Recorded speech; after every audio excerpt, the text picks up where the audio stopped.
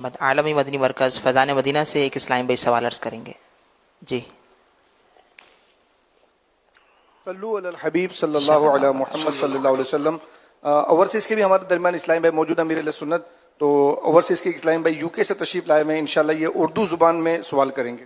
السلام علیکم ورحمۃ اللہ وبرکاتہ. وعلیکم السلام ورحمۃ اللہ وبرکاتہ. میرا نام شکیل احمد ہے. یو کے گلاسگو کے شہر سے یہاں اعتکاف کے لیے تشریف لایا ہوں.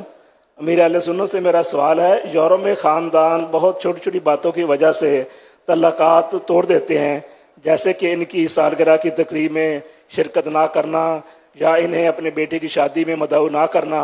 کیا ہمیں ان کے ساتھ صلح کرنے کی کوشش کرنی چاہیے یا انہیں ان کے حال پر چھوڑ دینا چاہیے؟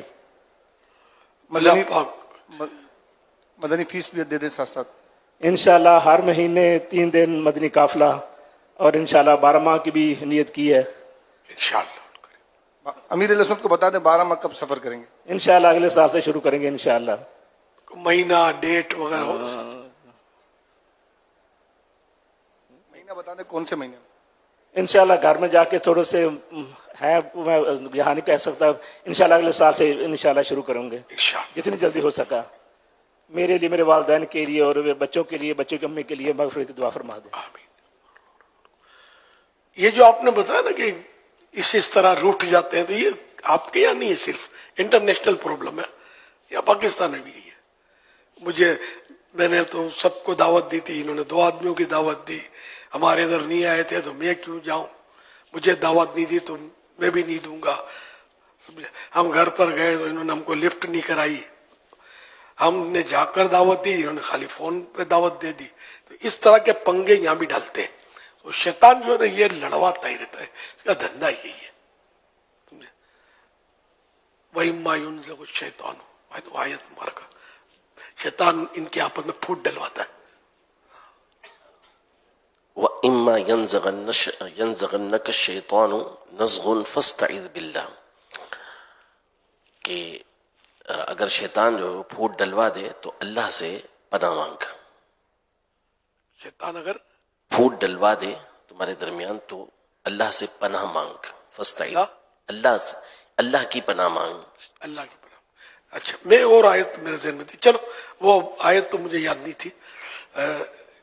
تو شیطان کا کام تو ہے کہ یہ ينزغنك من الشیطان نزغ فاستعذ باللہ. آیت یہ بھی اور بھی آیتیں ہیں جو شیطان مطلب پھوٹ ڈلواتا ہے، یہ مسلمانوں کو آپس میں لڑواتا ہے. اس میں باقاعدہ وہ جی یہ بھی ہے، ان الشیطان ینزغ بینہم، یعنی شیطان ان کے درمیان پھوٹ ڈلواتا ہے. جی. تو یہ شیطان مطلب خالی یورپین ممالک میں یہ ایکٹیو نہیں ہے، یہ کعبے میں بھی بندے کو نہیں چھوڑتا بھائی. ہاں، مکہ مدینے میں بھی نہیں چھوڑتا، یہ ہر جگہ پہنچتا ہے. تو یہ ہم پاکستان ہیں تو پاکستان میں کہاں بخشے گئے ہم کو. یہ سب کے پیچھے لگا ہوا ہے، اور خون میں رگوں میں خون کے ساتھ یہ تیر رہا ہے شیطان جو ہے. تو یہ تو پھوٹ ڈلواتا ہے. اس کو پھوٹ ڈلوانا بہت ہی پسند ہے، اس کا یہ مین مشغلہ ہے. شیطان کا تخت بچھا، حدیث سے پاک وہی مضمون ہے. ان کے چیلوں چانٹوں نے کر دیا کہ ہم نے اس کو شراب پلا دی، ہم نے اس کو وہ کروا دیا، یہ کروا دیا. بیٹھ جاؤ، ٹھیک ہے. تو پھر ایک نے کہا کہ میں نے میاں بیوی میں پھوٹ ڈلوا دی، یہاں تک کہ وہ طلاق کی نوبت آ گئی. تو شیطان نے اس کو اٹھ کے گلے لگا دیا، تو ہے کام تو نے کیا، پھوٹ ڈلوائی. آج کل یہ بھی گھر گھر میں ہو رہا ہے، خالی شک کی وجہ سے. کھڑکی پہ کھڑی ہوتی ہے نا، میں سمجھتا ہوں کیوں کھڑی ہوتی ہے. ٹھیک، یہ لیٹ آتا ہے نا شوہر، یہ کیوں لیٹ آتا ہے مجھے سب پتا ہے، اس چڑیل کو نہیں چھوڑوں گی. ابھی خامہ خاں مطلب یہ نہیں کہ اب کھڑکی پہ کھڑی تو مری، یہ لیٹ آیا بیچارہ، یہ مرا. ایک کیس میرے کو اس کے گھر کے افراد نے بولا تو سمجھاؤ یہ اپنی بیوی پر شک کر رہا ہے. اس طرح کی بھی نوبت آئی. میں وہ سمجھایا میں نے، نہ پروف ہے نہ کچھ، بس میرا دل ہی اتر گیا، یہ میرے ذہن میں بیٹھ گیا کہ یہ ایسا کرتی ہے. یعنی وہ اتنا بیچارہ بد نصیب نکلا جس کو میں نے جا کے شاید گھر میں جا کے سمجھایا تھا. پرانے دور کی بات کر رہا ہوں. تو پھر بھی اس نے طلاق دے دی اپنی بیوی کو فقط شک کی بنا پر کہ یہ مطلب غیر مرد کے ساتھ اس کی ترکیب ہے. پروف اس کے پاس کوئی نہیں تھا کہ ترکیب ہے. بیچاری کو برباد کر دیا.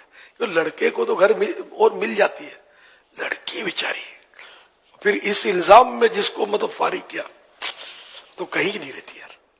اب کتنی بددعائیں کتنی مطلب کوسنے اور ان کو ملی ہوں گی, اور کتنا مطلب ان کی ماں کے اور باپ کے بہنوں کے خود کا دل چلا ہوگا بیچاروں کے.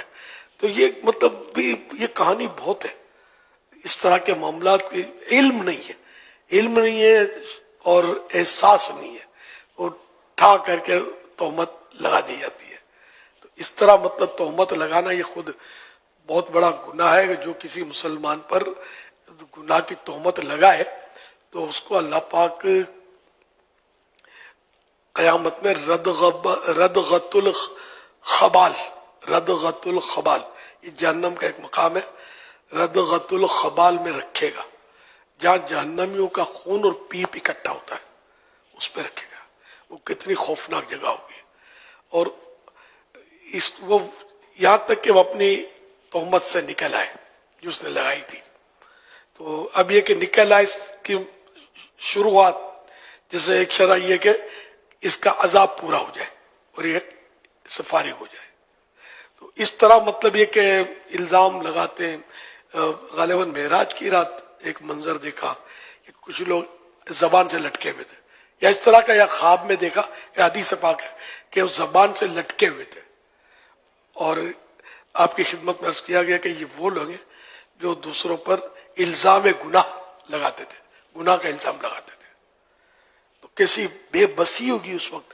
یہاں تو دنیا میں کوئی تکلیف میں آ بھی جائے تو چار آدمی ہمدردی کرنے والے بھی مل جائیں گے, تسلی دینے والے مل جائیں گے, چھڑانے والے مل جائیں گے, شیر کا سما شیر کوئی آ جائے گا جو ان کو مار بھگائے گا. لیکن آخرت میں تو کس کی چلے گی یار. اگر رب نے پکڑ لیا, رب کی پکڑ سے تو کوئی بھی نہیں چھڑا سکے گا. اللہ پاک سے ہم اسی کی پناہ پکڑ دیں کہ بس ہمیں بے حساب بخش دے. تو یہ بات پہ ہمارے تہمت لگائی جاتی ہے, ایک پر نہیں. خالی یہ تو گھریلو کہانی ہے کہ میاں بیوی ایک دوسرے پر تہمت لگاتے ہیں. ثبوت کسی کے پاس شرعی ثبوت نہیں ہوتا. یہ ثبوت بھی اس کو بولتے ہیں کہ فون سے دیر سے لگا رہتا ہے, یہ ثبوت ہے. یہ کھڑکی میں کھڑی رہتی ہے یا یہ باہر نکل جاتی ہے اور دیر میں آتی ہے, یہ ثبوت ہوتے ہیں ان کے. گلے سڑے, سمجھے, یہ ثبوت تھوڑی.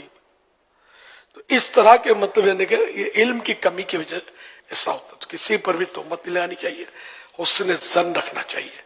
حسن ظن من حسن العبادت ہے, یہ حدیث پاک ہے کہ حسن ظن یعنی اچھا خیال کسی کے بارے میں رکھنا یہ اچھی عبادت سے ہے. تو ہمیں مطلب مسلمانوں پر اچھا گمان رکھنا چاہیے, اچھا خیال رکھنا چاہیے. ایک دم سے مطلب اس کے بارے میں منفی ذہن مائنس ذہن نہیں بنانا چاہیے. ہم بس یہ ذہن ہوا ہمارا, الفاظ تو ہوتے ذہن یہ وہ میں سب سے برا ہوں, میں سب سے بڑا گناہ گار ہوں, میں بہت بڑا خطا کار ہوں. ایک انگلی دوسری طرف اٹھاتے, تین انگلی اپنی طرف آئی رہی ہیں. اپنے کو دیکھ. تو اب یہ کہ ہم لوگ دوسروں کے عیبوں کی ٹٹول میں پڑے ہوتے اور اپنے عیوب کو بھول جاتے ہیں. تو جو اپنے عیبوں کو ٹٹولے گا نا اور دوسروں کے عیبوں سے بے نیاز ہو جائے گا کہ یار یا شیخ اپنی دیکھ, یا یہی ہونا چاہیے. ہم جب کسی زمانے بچپن میں دیکھتے تھے ٹیکسٹ بک جو ہوتی تھی کاپی, اس پہ لکھا ہوتا 3 تصویریں ہوتی تھی بچوں کی. ہم تو برا کسی کا, آنکھ پہ ہوتا تھا, یہ لکھا ہوتا تھا, ایک آنکھ پہ ہوتا تھا, منہ پہ اور کان پہ ہاتھ, اس طرح. ہم تو برا کسی کا دیکھیں سنے نہ بولے. یہ بہت پیارا میسج ہوتا تھا. اب پتہ نہیں ہوتا نہیں ہوتا ہے, میں نے دیکھا ہے ٹیکسٹ میسج اس طرح کا. تصویریں ہوتی تھی, تصویر نہیں ہونی چاہیے جاندار کی, لیکن میسج میں نے عرض کیا میسج جو تھا نا یہ تحریر مزینہ بڑی زبردست. واقعی اس پر عمل ہو جانا تو بھی ہمارا معاشرہ صحیح ہو جائے. صلو علی الحبیب صلی اللہ علیہ محمد. آپ نے جو